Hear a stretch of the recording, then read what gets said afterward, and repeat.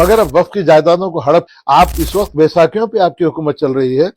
Mister Narendra Modi अब आप जवाब दीजिए, मिस्टर अमित शाह अब आप जवाब दीजिए, मिस्टर किरण रिजिजू अब आप जवाब। और हज हाउस हैदराबाद को लेकर किसी ने कहा था कि वहां पर जिन इश्यूज पर काम होना चाहिए वो नहीं होता, उसके अलावा सारे काम वहां पर होते हैं। मैं ऐसे गद्दारों से, ऐसे छुपे हुए गद्दारों से मैं मुसलमानों को होशियार रहने की मैं उनसे अपील करता हूं।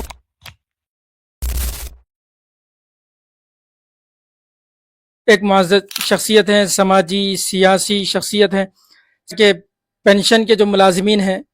जो वजीफा याफ्ता है, उनके जो बिल्स हैं वो पेंडिंग में पड़े हुए हैं। तो इस पर आप क्या कहना चाहेंगे, आपकी इस पर क्या राय है? बहुत से फोन मेरे पास भी इस बारे में आ रहे हैं कि जो है हुकूमत की जाने। कहना चाहूंगा कि मिस्टर रेवंत रेड्डी से और फाइनेंस मिनिस्टर से ये बात कहना चाहूंगा कि सबसे पहले तो मुलाजिमीन सरकार जो है पिछले 5 DA उनके बाकी है महंगाई भत्ता और कमर तोड़ महंगाई की वजह से जो है मुलाजिमीन सरकार के साथ साथ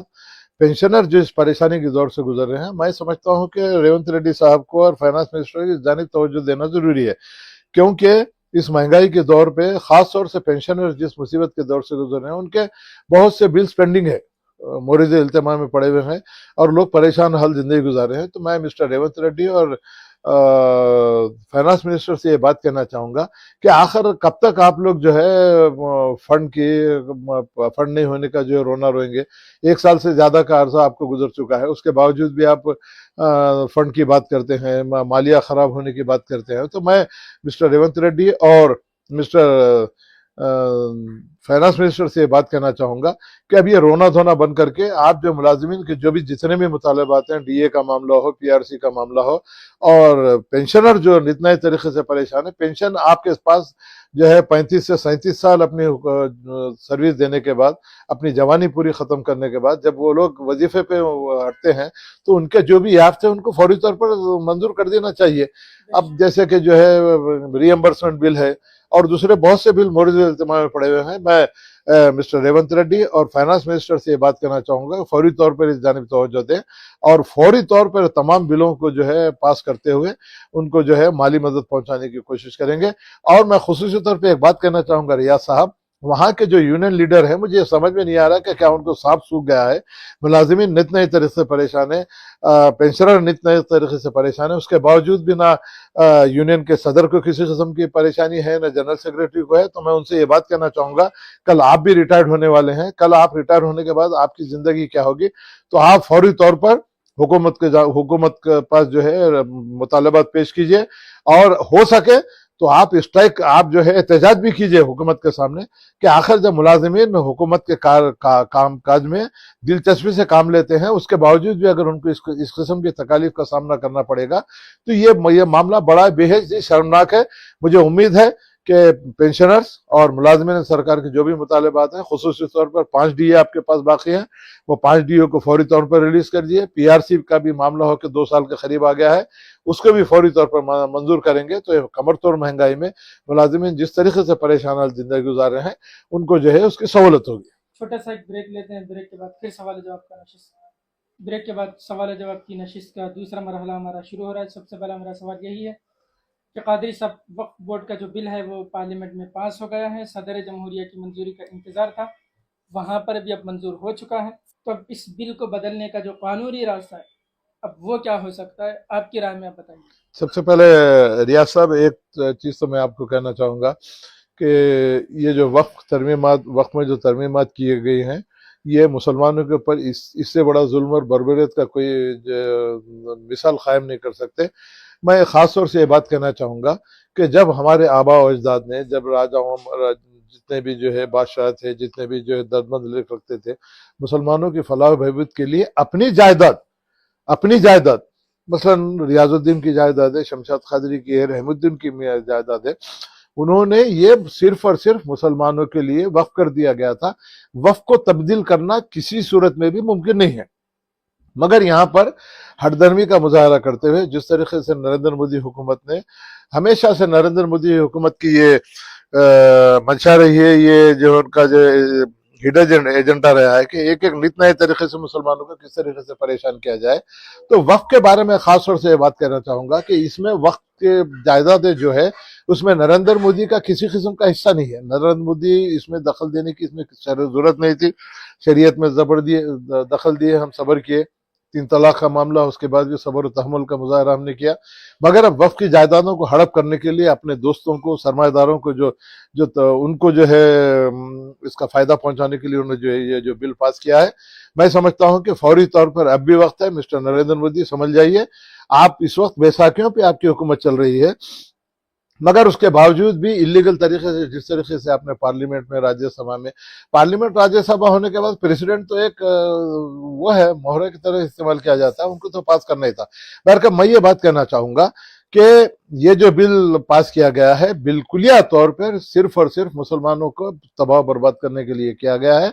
मैं नरेंद्र मोदी से ये बात कहना चाहूंगा कि जब आप इस बात का जो है नारा लगाते हैं कि सबका साथ और सबका विकास, मिस्टर नरेंद्र मोदी अब आप जवाब दीजिए, मिस्टर अमित शाह अब आप जवाब दीजिए, मिस्टर किरण रिजिजू अब आप जवाब दीजिए। जबकि नरेंद्र मोदी एक सेकुलर हुकूमत के जो है आप सरबराह हैं, आप प्राइम मिनिस्टर हैं। जब सबका साथ सबका विकास की बात आती है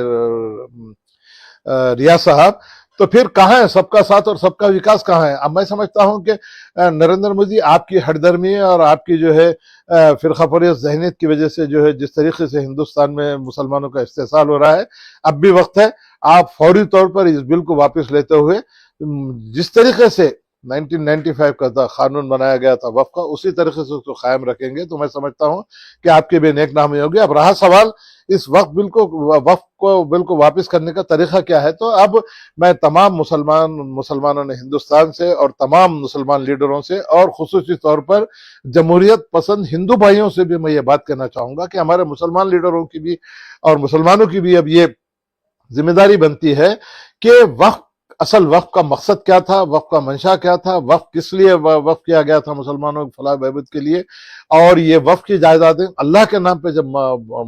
जो है वक्फ की जाती हैं तो इसको किसी किस्म के जो है रू बदल करना नामुमकिन है। तो ये तमाम चीजें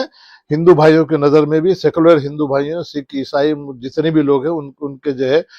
उनको समझाते हुए ये बात उनके सामने रखनी जरूरी है कि वक्फ जो एक मर्तबा जायदाद वक्फ कर दी जाती है वो ताहयात वक्फ की रहती है, अल्लाह के नाम पे रहती है और इसका इस्तेमाल सिर्फ और सिर्फ मुसलमानों के लिए किया जाता है। तो मैं तमाम मुसलमानों से इस बात का मैं अब मुतालबा करना चाहूंगा और इस बात का भी मैं कहना चाहूंगा कि अब अपने आप का मुहासबा भी करना चाहिए कि अल्लाह ताला की ये नाराजगी क्यों हमारे लिए हुई है। तो ये मुसलमान अब ये सोचने की जरूरत है कि अब मैं मुसलमानों से ये बात कहना चाहूंगा कि अगर वाकई आप अल्लाह ताला की नाराजगी को दूर करना चाहते हैं, अल्लाह ताला के गजब को अगर आप दूर करना चाहते हैं, तो अब अल्लाह की रस्सी को मजबूती से पकड़िए, नमाजों की कीजिए, सरबत हसूद होते हुए मालिक दो जहां से इस बात का आपको दुआ मांगनी है कि या अल्लाह ताला, आप तो सारी दुनिया को चलाने वाले, सारी दुनिया की बादशाहत आपके हाथ में है, आपके खदमत तले सारी दुनिया की हुकूमत है। तो हमारे से जो यकीनन बंदे हैं, गंदे हैं, मगर आपके नाम लेवा है, नबी करीम सल्लल्लाहु अलैहि वसल्लम की उम्मती है। तो अब हम अल्लाह ताला के सामने सर्वसुजूद होते हुए इस बात का हमको अपना मुहासबा करते हुए अल्लाह ताला से दुआ करना है कि हमारे से जो गलतियां हुई अल्लाह ताला हमको माफ करते हुए हमारे ऊपर जो जुल्म और बर्बरीत का जो है मुजाहरा मोदी हुकूमत कर रही है, उस मुजाहरे को मुंह तोड़ जवाब देने के लिए, उनके मुंह तोड़ उनको तमाचा मारने के लिए अब सिवाय अल्लाह की रस्सी की मजबूती से पकड़ने के और अल्लाह ताला के अहकामात की पाबंदी करने के, दीन इस्लाम पे चलने के, तिलावत कुरान पाक और नमाजों की पाबंदी करने के सिवाय हमारे पास कोई दूसरा रास्ता नहीं है। और उसके साथ साथ हमको जब तक ये बिल वापस नहीं लिया जाता, पुरअमन एहतजाज करते हुए दामे दरमे सखने इस बिल की वापसी के लिए हमको जहद मुसलसल करना जरूरी है। और ये जो लाकानूनियत का मामला है, जो दस्तूर को जो जिस तरीके से पामाल किया जा रहा है मोदी हुकूमत की जानिब से, इसकी हिफाजत करने की जिम्मेदारी अब तमाम सेकुलर हिंदुस्तानियों की है, चाहे हिंदू हो, मुस्लिम हो, सिख हो, ईसाई हो। वक्फ का कानून भी जो है इसके दस्तूर के दायरे में भी आता है। तो दस्तूर को अगर ये लोग मान रहे हैं तो फिर इससे बढ़ के बदकिस्मती हिंदुस्तान की क्या हो सकती है, जमहूरी मुल्क की क्या हो सकती है। फिर एक मरतबा तमाम मुसलमानों ने हिंद से मैं इस बात की मैं पुरजोर मुतालबा करूंगा कि अपने आप का मुहासबा करते हुए इस जानिब तवज्जो दीजिए और अल्लाह की रस्सी को मजबूती से पकड़िए और अल्लाह के सामने सुजूद होते हुए इस बात का हमको दुआएं करनी है, इस बात की हमको गिड़गिड़ा के दुआएं करनी है कि अल्लाह ताला इन के नापाक इरादों को जो है नाकाम करते हुए फिर वक्फ बिल को वापस लेते हुए, जिस तरीके से वक्फ बिल पर 1995 हो या 1950 का जो कानून बनाया गया था उसी तरीके से अगर वापस कर दिया जाएगा तो मैं समझता हूं कि मुसलमानों की फलाह बहबूद भी होगी। मगर इसके लिए करना यह है कि जहद मुस्तसिल हो और इस कानून को और वक्फ की जायदादों को तमाम गैर मुस्लिम असाब तक भी पहुंचाना जरूरी है कि इसका अहम मकसद क्या है, मंशा वक्फ क्या है, इन तमाम चीजों को गैर मुस्लिम असाब तक भी देना है। और मैं मिस्टर नरेंद्र मोदी से सवाल करना चाहूंगा कि हिंदू वक्फ में कोई मुसलमान नुमाइंदा नहीं है और हमारे प्रबंधक कमेटी में कोई मुसलमान क्रिश्चियन में कोई नहीं है, तो मैं ये कहना चाहूंगा कि फिर ये जुल्म हमारे ऊपर क्यों, ये जुल्म हमारे ऊपर क्यों, मुसलमान में क्यों। मैं अल्लाह ताला से इस बात की दुआ करूंगा कि अल्लाह ताला इनके जुल्म बर्बदियत से मुसलमानों को महफूज रखे और इनकी जो जायदादें जो हड़प करने के लिए नरेंद्र मोदी ने जो मंसूबा बनाया है उसको नाकाम करने के लिए अल्लाह ताला यकीनन हमारी मदद करे। अच्छा, हज हाउस हैदराबाद को लेकर और हैदराबाद वक्फ बोर्ड को लेकर बहुत सारी बातें हमारे सामने आती हैं, बहुत सारे ऐसे इंकिशाफात हमारे सामने होते हैं कि जिसको देखकर हम समझते हैं कि ये हमारी बदकिस्मती है कि इस तरह के लोग हमारे इदारों में मौजूद है और हमारी सिविल एजेंसियों में मौजूद है। और हज हाउस हैदराबाद को लेकर किसी ने कहा था कि वहां पर जिन इश्यूज पर काम होना चाहिए वो नहीं होता, उसके अलावा सारे काम वहां पर होते हैं। और आपके साथ भी कादिर साहब कोई हादसा पेश आता है, उसके बारे में भी आप थोड़ा सा बताइएगा। देखिए, सबसे पहले तो हज हाउस का जो मामला है, हज हाउस में जो है 5-6 डिपार्टमेंट है। उर्दू अकाडमी भी है, हज कमेटी भी है, माइनॉरिटी फाइनेंस कॉर्पोरेशन भी है, उर्दू अकाडमी भी है। ये 4-5 महकमे में मिलकर माइनॉरिटी वेलफेयर डिपार्टमेंट का जो है क़याम अमल में लाया था। और इसमें खुसूसी तौर पर एक बात करना चाहूँगा कि उर्दू अकाडमी का क़याम तो अमल में लाया गया। मैं हुकूमत से बात का मुतालबा करना चाहूँगा कि 8 करोड़ 10 करोड़ जो है उर्दू अकाडमी को मंजूर करने से कोई फ़ायदा होने वाला नहीं है। अब रहा सवाल हज कमेटी का, आपके जो है वक्फ बोर्ड हज हाउस में 5-6 जो है इदारे का डिपार्टमेंट काम कर रहे हैं। तो इन तमाम डिपार्टमेंटों में कहीं ना कहीं बददुनियानी में मुलविस है। खुसूसी तौर पर वक्फ बोर्ड में जो जिस तरीके की बददुनियानी मुलविस है, मैं हुकूमत से इस बात का मुतालबा करना चाहूँगा कि एक जायज़ा इजलास रखते हुए मिस्टर मोहम्मद अली शब्बीर इसके जो है वो हैं सरबराह हैं और इनको जो है तमाम मुसलमानों का एक नुमाइंदा बना के वहां रखा गया है। तो अभी मोहम्मद अली शब्बीर की जिम्मेदारी बनती है कि वो एक जायजा इजलास रखते हुए क्या क्या बदुआने चल रहे हैं, क्या कितने बदुआन जो अहदेदार वहां काम कर रहे हैं। खुसूसी तौर पे एक बात करना चाहूंगा कि आयम्मा और मौजनीन का जो मामला है, जिसके पीछे हम नमाज पढ़ते हैं, उन्हीं की हम जो है इज्जत आबरू जो है नीलाम करने के ऊपर हम तुले हुए हैं। मैं खास तौर से मिस्टर वहां के चेयरमैन से मैं ये बात कहना चाहूंगा, अजमतुल्लाह हुसैनी से, कि भाई हुकूमत के बजट का इंतजार करने के बजाय आपके पास वक्त की इतनी आमदनी है कि हर माह अगर 1 तारीख को आयम्मा और मौजनीन को आपकी वहां की जो है आमदनी से अगर आयम्मा और मौजनीन को हर माह उनका जो है मुशायरा जारी कर दिया जाएगा, तो मैं समझता हूं कि इस कमरतोड़ महंगाई में 5,000 में होने वाला क्या है मुझे समझ में नहीं आया। मिस्टर रेवंत रेड्डी से भी यह बात कहना चाहूंगा कि जब पुरोहित भाइयों को आप जो है 20,000 रुपए देते हैं, उनके इंक्रीमेंट के साथ देते हैं, तो फिर मुसलमानों के साथ ये शौचालयाना सलूक आप क्यों कर रहे हैं मिस्टर रेवंत रेड्डी साहब? आपने जो है अपने मैनिफेस्टो में ये बात कही थी कि आयम्मा मौजूदीन को 10,000 का मुशाहिरा दिया जाएगा। तो मैं इस बात का मुतालबा करता हूं मिस्टर रेवंत रेड्डी से कि फौरी तौर पर आपने जो मैनिफेस्टो में जो बात कही थी उस पर अमलवरी की जाए। अजमतुल्लाह हुसैनी से भी ये बात कहना चाहूंगा कि फौरी तौर पर आप एक डिटेल मेमोरेंडम तैयार करते हुए हुकूमत को पेश कीजिए ताकि आयम्मा और मौजूदीन को 10,000 का जो है ऑनरेरियम जो उनको मंजूर किया जाए, क्योंकि ये बात मैनिफेस्टो में की गई थी, हम उससे हटके कोई बात नहीं कर रहे हैं। बहरकत वहां पर जितने भी माइनॉरिटी डिपार्टमेंट के लोग काम कर रहे हैं वहां का जो है जायजा लेना बेहद जरूरी है, चाहे उर्दू अकादमी हो, चाहे हज हाउस हो, चाहे वक्फ बोर्ड हो, चाहे और जितने भी महकमे वहां काम कर रहे हैं उसके तरफ जाने तवज्जो देना बेहद जरूरी है, ताकि मुसलमानों में जो बेचैनी फैली है उस बेचैनी को दूर किया जा सके। मैं खास तौर से एक मरतबा फिर एक रेवंत रेड्डी से बात करना चाहूंगा कि मुसलमानों ने आपको वोट देकर आपको इख्तिदार सौंपा है, अभी आपकी अपनी जिम्मेदारी बनती है कि अब जो नई स्कीम शुरू की गई है 6,000 करोड़ की, उसमें भी जो है बहुत से खामियां हैं। अब वहां के अहदेदारों से हम बात करते हैं तो वो लोग एकदम एक अजीब किस्म का जो जवाब देते हैं। तो मैं खास तौर से वहां के चेयरमैन उबैदुल्लाह कोतवाल हो, या ताहिर हमदान उर्दू अकादमी की हो, या अजमतुल्लाह हुसैनी हो, या खुसरो पाशा साहब हो, इन तमाम की अब ये जिम्मेदारी बनती है कि जो महकमा मुसलमानों के लिए कायम किया गया है, और खास तौर से उर्दू अकादमी में जो सहाफी, जो चौथा स्तंभ जो कहा जाता है, उनकी इमदाद देने के लिए साल में एक मरतबा देते हैं। तो हम रेवंत रेड्डी से ये मुतालबा करना चाहेंगे और ताहिर हमदान साहब से भी ये बात कहना चाहेंगे कि आप उर्दू अकादमी के सरबराह हैं, हम सहाफियों को कम से कम हर माह 10,000 रुपये उनको देना है, क्योंकि उनके इससे हटके कोई दूसरी चीज। और उर्दू सहाफत में कितने लोग हैं, अगर ताहिर हमदान साहब ये तजावीज हुकूमत के सामने पेश करेंगे तो मैं समझता हूं कि सहाफियों का भी कुछ भला होगा, इलेक्ट्रॉनिक मीडिया हो, प्रिंट मीडिया हो, क्योंकि आजकल इलेक्ट्रॉनिक मीडिया का और प्रिंट मीडिया का इलेक्ट्रॉनिक मीडिया का दौर चल रहा है, सोशल मीडिया का दौर चल रहा है।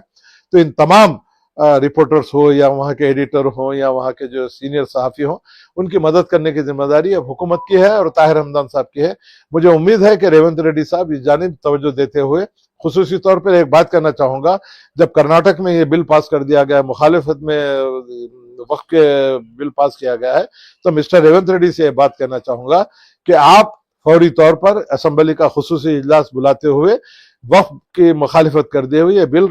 मरकजी हुकूमत को अब रवाना करें। अच्छा, अब वक्फ का जो बिल बन गया है, अब इसके बाद अगर कोई अपनी प्रॉपर्टी को वक्फ करना चाहता है, दान देना चाहता है, तो उसको कौन से रूल्स हैं जो फॉलो करने पड़ेंगे, इसका मुख्तसर में आप जवाब दें। तो देखिए हमारे रियाज साहब, फिलौखत तो अभी बिल पास हुआ है, उसके अखराज व मखराजात आगे हैं, बहुत ज्यादा हैं, उसमें क्या क्या तब्दीलियां की गई हैं, उसकी वजह से मुसलमानों को कितना उसका नुकसान उठाना पड़ेगा, किस तरीके से मुसलमानों को उसको जो है नए तरीके से परेशान होना पड़ेगा, वो जब कंप्लीट नुकात हमारे सामने आएंगे तो फिर आपके साथ एक नशिस्त करते हुए उसके क्या नुकसान हैं, उसको किस तरीके से जो है वो नुकसान का जो है पाबजाई होना चाहिए। अब मैं समझता हूं कि अब कोई शख्स जो है अपनी प्रॉपर्टी वक्फ मुसलमानों को वक्फ करने की सोचेगा भी नहीं, क्यों करेगा, जबकि जो है मोदी जैसे जालिम हुक्मरान ने जिस तरीके से वक्फ की जायदादों को हड़प करने का जो मंसूबा बनाया है, उसके बाद कोई भी जो है साहिब समझ अपनी जायदाद मुख्तस करने की कोशिश नहीं करेगा। मैं खुसूसी तौर पर एक बात मुसलमानों से बात करना चाहूंगा और जमहूरियत पसंद हिंदू, मुस्लिम, सिख, ईसाइयों से बात करना चाहूंगा कि अब जिस तरीके से वक्फ बिल के ऊपर मुसलमानों के वक्फ को जो हड़प करने की कोशिश की है, क्रिश्चियनों पे भी ये वक्त आने वाला है, SC ST पे वक्त आने वाला है, BC पे भी वक्त आने वाला है, हमारे सिख भाइयों के ऊपर भी ये वक्त आने वाला है। तो अब हम सबको मुश्तरका जहदोजहद करते हुए ये इस कानून को वापस कराने की जिम्मेदारी हिंदू, मुस्लिम, सिख, ईसाई और मुसलमानों की है। और खास तौर से मैं मुसलमानों से ये बात कहना चाहूंगा, सिखों, ईसाइयों से बात कहना चाहूंगा, जिस तरीके से चंद्रबाबू नायडू ने, नीतीश कुमार ने, अजीत पवार ने और पासवान ने जिस तरीके से मुसलमानों के पीठ में खंजर खोपा है, अब हमको होशियार होना है। आने वाले इलेक्शन में इनको सबक सिखाना बेहद जरूरी है, ताकि इन जैसे गद्दारों को इस बात का जो है हो के मुसलमान भी मुत्तहद जब हो जाता है तो यकीनन वो बड़े से बड़ा कारनामा अंजाम दे सकता है। मिस्टर चंद्रबाबू नायडू, मिस्टर नीतीश कुमार, अब आपकी तो उम्र हो सकी, अब आपको घर में बैठना है। अब आप इस बात की तरफ जाने तवज्जो दीजिए कि जिस तरीके से आपने मुसलमानों को धोखा दिया है, मैं मुसलमानों से खुसूसी तौर पर बताऊंगा, ऐसे दुश्मनों से होशियार रहते हुए आने वाले इलेक्शन में आप अपनी ताकत का मुजाहरा करेंगे और वक्फ बिल को वापस लेने के लिए पूरा अमन जो है एहतजाज करते हुए, जब तक वक्फ बिल वापस नहीं होता हम हमारा एहतजाज जारी रखेंगे, और वो भी नेक नियति के साथ। और चंद बिके मुसलमान जो है, हाशिमी कोई उत्तर प्रदेश का है, वो ये कहता है कि वक्फ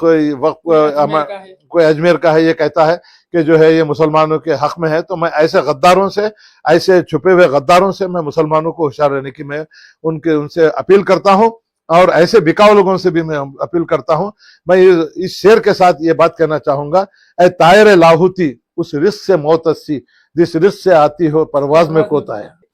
वक्फ बिल के मामले में पार्लियामेंट में बहुत सारे ऐसे चेहरे हमें देखने को मिले जो इससे पहले हमें नजर नहीं आते थे। उन्होंने भी वक्फ को लेकर मुसलमानों की साइड ली है, मुसलमानों की जुबान बोली है। तो क्या अब आपको लगता है कि अब मुसलमानों को उन पार्टियों का साथ देने की जरूरत है, उन पार्टियों के साथ होने की जरूरत है जिन्होंने वक्फ के मामले में मुसलमानों का साथ दिया है, चाहे वो कांग्रेस हो, एनसीपी हो या अखिलेश यादव की पार्टी हो, या आप समझ सकते हैं केसीआर की पार्टी हो। केसीआर के भी 2-3 लोग थे, उन्होंने भी वहां पर वक्फ के मामले में मुसलमानों का साथ दिया। तो क्या मुसलमानों के वोट इनको देने की जरूरत है या मुसलमानों को इनके साथ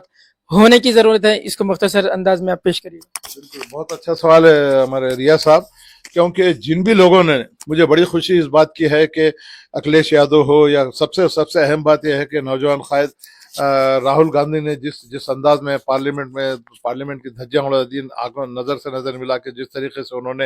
नरेंद्र मोदी के नहीं सेशन में नहीं मगर राहुल गांधी इसकी सपोर्ट कर रहे हैं बराबर। कांग्रेस बहुत बड़े पैमाने पे ये लोग एहतजाज कर रहे हैं, उसी के साथ साथ हाँ बिल्कुल सपोर्ट। जितने भी जो है पार्टियों ने, सेकुलर पार्टियों ने वक्फ बिल की मुखालिफत करते हुए मुसलमानों का साथ दिया है, यकीनन हम उनके शुक्रगुजार हैं। अखिलेश यादव हो या मायावती ने भी इस बात का किया कि जल्दबाजी में बिल पास किया गया, उसके साथ साथ शरद पवार है, उद्धव ठाकरे है, और जितने भी लोगों ने इस वक्फ बिल की मुखालिफत की है और इस बात का साथ दिया है, मुझे उम्मीद है कि अखिलेश यादव हो या मायावती हो या फिर शरद पवार हो या फिर जितने भी पार्टियों ने, जिन्होंने जो है तेजस्वी यादव हो, लालू प्रसाद यादव हो, जिन्होंने इस बात का साथ दिया है कि अल्लाह ताला का रहम करम है कि अल्लाह ताला ने उनके दिल में ये बात डाली कि वक्फ के मामलात को जो है वो मुसलमानों की तायद करने के लिए अल्लाह ताला से हम ये दुआ करते हैं कि, और मुसलमानों से कहते हैं कि दुश्मनों को पहचानो और आपके दोस्त कौन है, आपके साथ कौन देने वाले हैं, आपके पीठ पे खंजर कौन खोपने वाले हैं, आपको ये जान लेना बेहद जरूरी है। मैं तमाम मुसलमानों से, तमाम सेकुलर हिंदू भाइयों से, सिखों से, ईसाइयों से ये बात कहना चाहूंगा कि अब ऐसे गद्दारों से होशियार रहते हुए आने वाले इलेक्शन में आपको, हमको, इनको सबक सिखाना जरूरी है। जिनको हमने तख्त पे बिठाया था उन पे तख्ते पे लाते हुए उनको इस बात का जो है एहसास दिलाना जरूरी है कि जो आपने गद्दारी की है, जो आप मुल्क के साथ जो है बाबा साहब अम्बेडकर के दस्तूर को, कॉन्स्टिट्यूशन के साथ खिलवाड़ करना चाहते हैं, मुसलमानों के साथ खिलवाड़ करना चाहते हैं। मणिपुर का वाकया ले लीजिए और जितने भी वाकया ले लीजिए, ये सब नरेंद्र मोदी अपने मालदार साथियों की मदद के लिए कर रहे हैं। मैं फिर एक मरतबा नरेंद्र मोदी से इस बात का मैं मुतालबा करना चाहूंगा कि आप सारे हिंदुस्तान के, सारे अक़वाम के वज़ीर आज़म है, सबका साथ सबका विकास, अब जो आपने बात की है, तो सबके विकास में फौरी तौर पर वक्फ बिल को वापस लेते हुए आप एक दानिशमंदी का सबूत देंगे, वरना आने वाला वक्त मिस्टर नरेंद्र मोदी हो या फिर जो भी हुकूमतों ने मुखालिफत की है उनको कभी माफ नहीं करेगा। बहुत शुक्रिया कादरी साहब, आपके वक्त आपका बहुत कीमती है। वक्त हमारा